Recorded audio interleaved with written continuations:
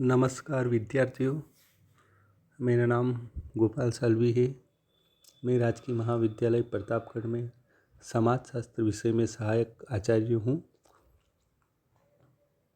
आज के हमारे इस व्याख्यान में हम समाजशास्त्र से जुड़ी हुई कुछ मूलभूत अवधारणाओं की चर्चा करेंगे। इन अवधारणाओं को हम एक एक करके देखेंगे।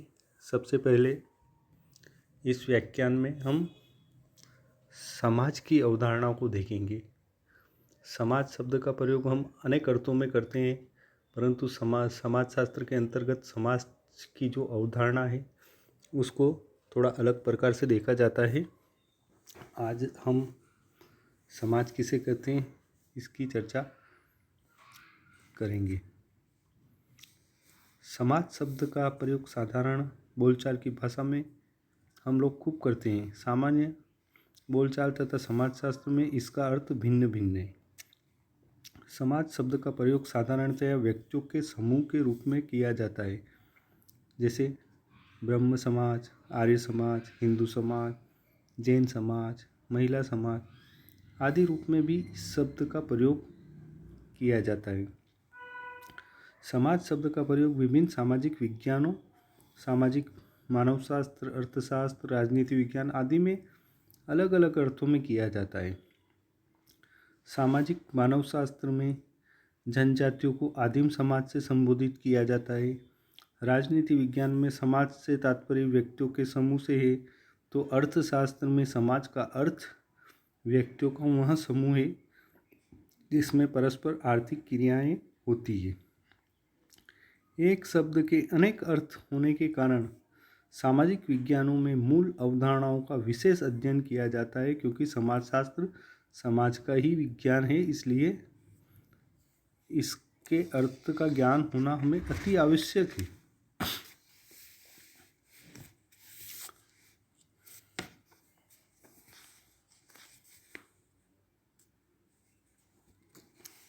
समाजशास्त्र में समाज का क्या अर्थ है, इस संबंध में हम देखेंगे। समाजशास्त्र में समाज एक मूल, प्रारंभिक और प्राथमिक अवधारणा है जिसका प्रयोग दो रूपों में किया जाता है। एक तो समाज अमूर्त रूप में और दूसरा एक समाज, ए सोसाइटी, मूर्त रूप में।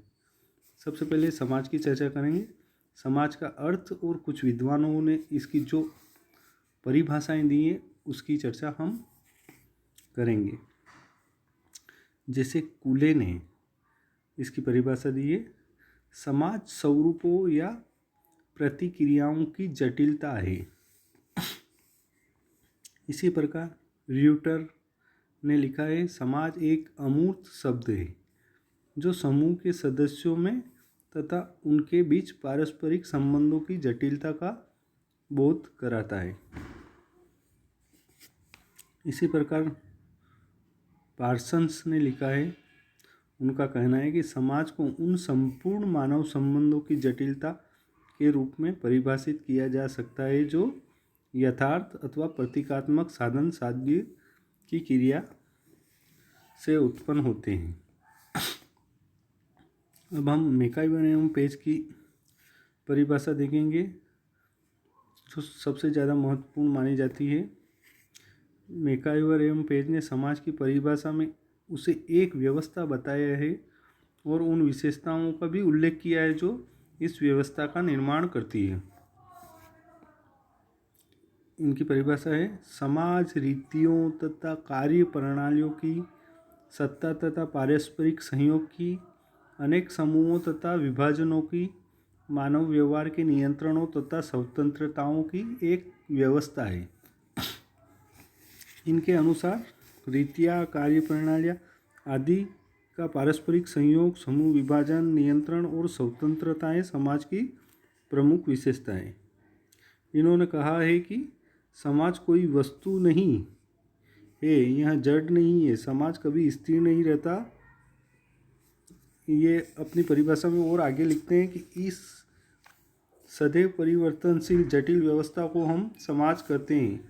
यह सामाजिक संबंधों का जाल है और यह हमेशा बदलता रहता है।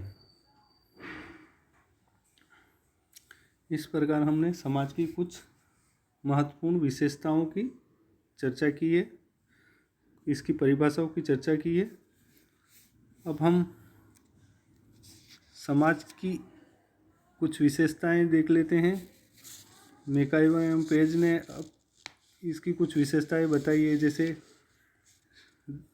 जो इनकी परिभाषाओं से स्पष्ट होता है, जैसे रीतियाँ, प्रत्येक समाज में मान्यता प्राप्त रीतियाँ होती है। रीतियों के अनुसार प्रत्येक सदस्य अपने लक्ष्यों की प्राप्ति के लिए क्रिया करते हैं। इनके द्वारा ही समाज में व्यवस्थाओं में निरंतरता बनी रहती है। इसी प्रकार नंबर 2, कार्य प्रणालियाँ। मानव अपनी आवश्यकताओं की पूर्ति द्वारा निश्चित विधियों से करता है, जिसे समाजशास्त्री संस्थागत साधन कहते हैं। मैकाइवर पेज इन्हीं को कार्य प्रणाली कहा है। समाज जटिल व्यवस्था है जिसमें मानव कार्य करने के अनुसार अन्य व्यक्तियों के साथ संबंध स्थापित करता है। इसी प्रकार सत्ता की बात भी वो अपनी परिभाषा में करते हैं। मैकाइवर पेज कार्य प्रणाली के बाद सत्ता को रखा है। उनका तात्पर्य यह है कि समाज के सदस्यों द्वारा अगर कार्य प्रणालियों का उल्लंघन किया जाता है तो उन्हें रोकने तथा दंड देने के लिए सत्ता का होना आवश्यक है। फिर पारस्परिक सहायता।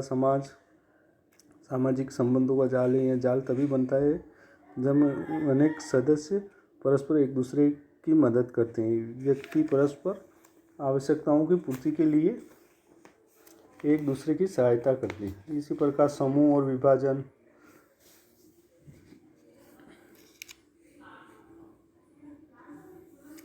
सामाजिक संरचनाओं में अनेक छोटे बड़े समूह होते हैं जिनको अनेक आधार पर देखते रहते हैं। सामाजिक संरचना का विभाजन खंडों, श्रेणियों और वर्गों में किया जाता है। प्रत्येक वर्ग में अनेक समूह होते हैं। इनका सबसे छोटा आकार एकाकी परिवार समूह है।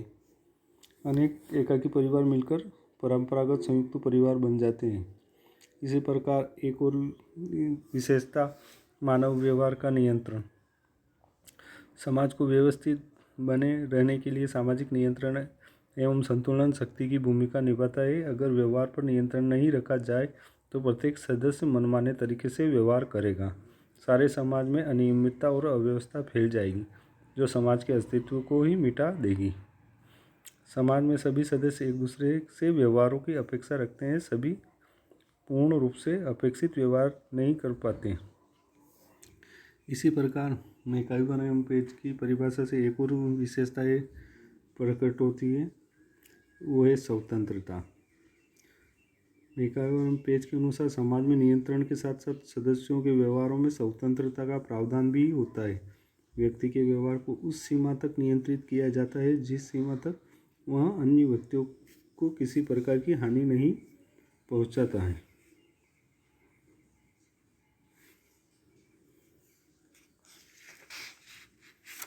इस प्रकार हमने मैकाइवर एवं पेज की परिभाषा से जो विशेषताएं प्रकट होती है उनकी चर्चा की। अब हम समाज की कुछ अन्य महत्वपूर्ण विशेषताओं की चर्चा करेंगे जो अत्यंत महत्वपूर्ण है। समाज की जो पहली विशेषता है वो है अमूर्तता। समाज व्यक्तियों का समूह नहीं है, ऐसा राइट लिखते हैं। यह समूह के सदस्यों के बीच स्थापित संबंधों की एक व्यवस्था है। इस व्यवस्था का अनुभव हम कर सकते हैं। सामाजिक संबंधों का कोई आकार नहीं होता है, इसलिए सभी ने कहा है कि समाज अमूर्त है।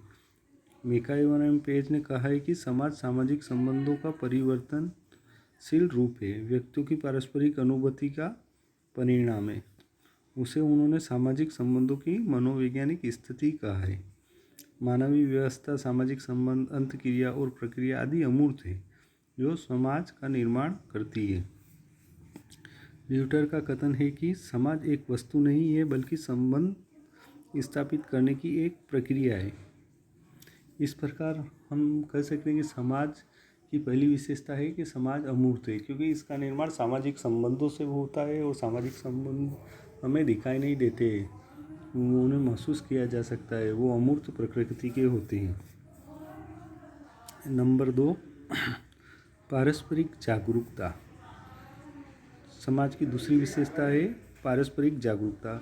दो या अधिक व्यक्तियों में अंत क्रिया के लिए आवश्यक है कि उनको एक दूसरे की परिस्थिति का पूरा ज्ञान होना चाहिए। दूसरे लोग भी उनकी परिस्थिति से अवगत होने चाहिए। लोग एक दूसरे की परिस्थिति तथा भूमिका से प्रत्यक्ष या अप्रत्यक्ष रूप से परिचित होने चाहिए। अगर उनमें एक दूसरे के प्रति जागरूकता नहीं होगी तो अंतक्रिया भी नहीं हो सकती। यही अंतक्रिया समाज का निर्माण करती है। ब्लूमर ने कहा कि सामाजिक अंतक्रिया में हिस्सा लेने वाले व्यक्ति दूसरे व्यक्तियों की निरंतर क्रियाओं की दिशा को समझकर स्वयं की अंतक्रिया की दिशा निर्धारित करते हैं। मिकाई और एम्पेज ने मेज और टाइपराइटर का उदाहरण दिया था कि उनमें परस्पर एक दूसरे की उपस्थिति के प्रति जागरूकता नहीं है, लेकिन दो या अधिक व्यक्ति जब एक दूसरे की उपस्थिति, परिस्थिति तथा भूमिका के प्रति जागरूक होते हैं तब उनमें अंतक्रिया होती है। यही अंतक्रिया आगे चलकर समाज का निर्माण करती है। परिवार में पिता, पुत्र, भाई बहन आदि इसके उदाहरण हैं। पिता जानता है कि उसका पुत्र है, पुत्र भी जानता है कि वह उसका पिता है, दूसरे लोग भी जानते हैं कि पिता पुत्र है। यही जागरूकता सामाजिक संबंधों की जटिल व्यवस्था समाज का निर्माण करती है। इसी प्रकार समाज की तीसरी महत्वपूर्ण विशेषता है संयोग और संघर्ष। मिकाई और एम्पेज का कथन है कि समाज संयोग है जो संघर्ष में से गुजरता है। इस कथन से यह बात सामने आती है कि लोग परस्पर एक दूसरे से सहयोग करते हैं, अपनी आवश्यकताओं की पूर्ति करते हैं, एक दूसरे के प्रति हम की भावना रखते हैं। इसका तात्पर्य यह नहीं कि लोग परस्पर एक दूसरे से संघर्ष नहीं करते। जो लोग खुशहाल हैं, जिनके पास सुख सुविधाएं हैं, उनसे वे लोग संघर्ष करते हैं। जिनके पास इन सब का अभाव है, मार्क्स के सिद्धांत है कि समाज का इतिहास वर्ग संघर्ष का इतिहास है। चार्ल्स कूले और मिकाई का भी कहना है कि समाज में संयोग और संघर्ष दोनों होते हैं, उन्हें एक दूसरे से अलग नहीं किया जा सकता है। कहने का अर्थ है कि समाज में संयोग और संघर्ष दोनों की प्रक्रिया चलती रहती है और समाज का विकास होता रहता है। इसी प्रकार समाज की चौथी महत्वपूर्ण विशेषता है अन्योन्याश्रितता, अर्थात एक दूसरे पर पारस्परिक निर्भरता।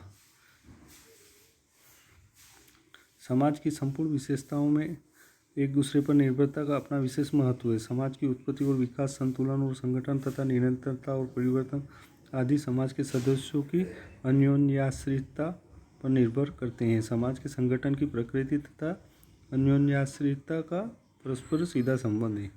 इस प्रकार हमने अपने इस व्याख्यान में समाज और समाज से जुड़ी हुई कुछ महत्वपूर्ण विशेषताएं देखी, इसकी परिभाषाओं की भी चर्चा की। विद्वानों ने कौन कौन सी परिभाषा दी है, इस आधार पर हम समाज की अवधारणा को अच्छी तरह से समझ सकते हैं। धन्यवाद।